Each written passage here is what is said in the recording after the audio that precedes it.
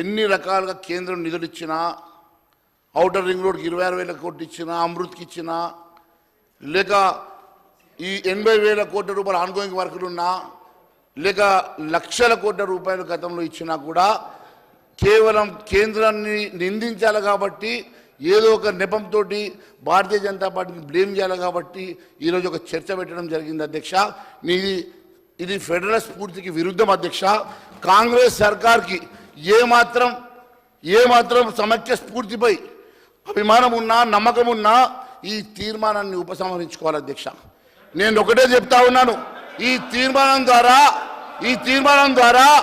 దేశవ్యాప్తంగా తెలంగాణ రాష్ట్రానికి చెడ్డ పేరు వస్తుంది అధ్యక్ష. ఈ తీర్మానం ద్వారా రాష్ట్ర కాంగ్రెస్ సర్కారు సంకుచితంగా వ్యవహరిస్తోందన్న ఆరోపణ దేశవ్యాప్తంగా వెలువరిస్తుంది అధ్యక్ష. అందుకే ఈ తీర్మానాన్ని వెనక్కి తీసుకోవాలి. ఏదో తొందరపాటుగా ఈ తీర్మానం పెట్టారు, ఈ తీర్మానాన్ని వెనక్కి తీసుకోవాలి.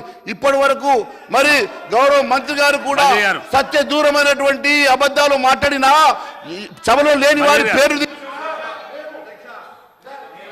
మహేశ్వరి గారు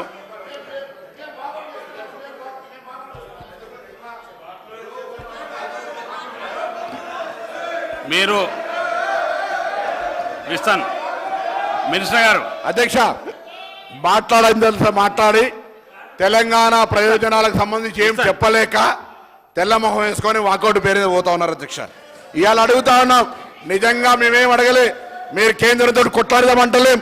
కేంద్రము రాష్ట్రము ఫెడరల్ సిస్టంలో మాకు ఫైటింగ్ అలవాటు అవసరం లే.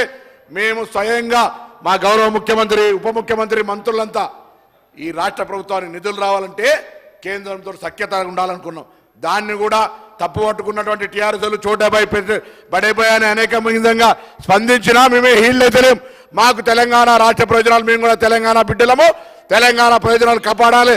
భారతీయ జనతా పార్టీని నాయకత్వం వహించి కేంద్రం దగ్గరికి బృందం తీసుకుపోయి తెలంగాణ బడ్జెట్లు పెట్టుమని అడుగుతారు అనుకుంటే, ఈరోజు ఎక్కడ కూడా ముఖం చెల్లక కేంద్ర బడ్జెట్కు సంబంధించిన నిధులు రాలేదని వాళ్ళే కేంద్ర బడ్జెట్ మీద జరిగే చర్చల వాకౌట్ చేస్తారంటే ఈరోజు జరిగినటువంటి అన్యాయాన్ని వాళ్ళు ఒప్పుకుంటున్నట్టే తెలంగాణ సమాజం గమనించాలని సందర్భంగా ఈ సభ ద్వారా తెలంగాణ ప్రజలందరూ విజ్ఞప్తి చేస్తున్నాం.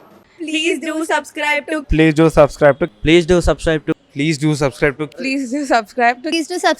KTV Telugu. Please do subscribe to KTV Telugu.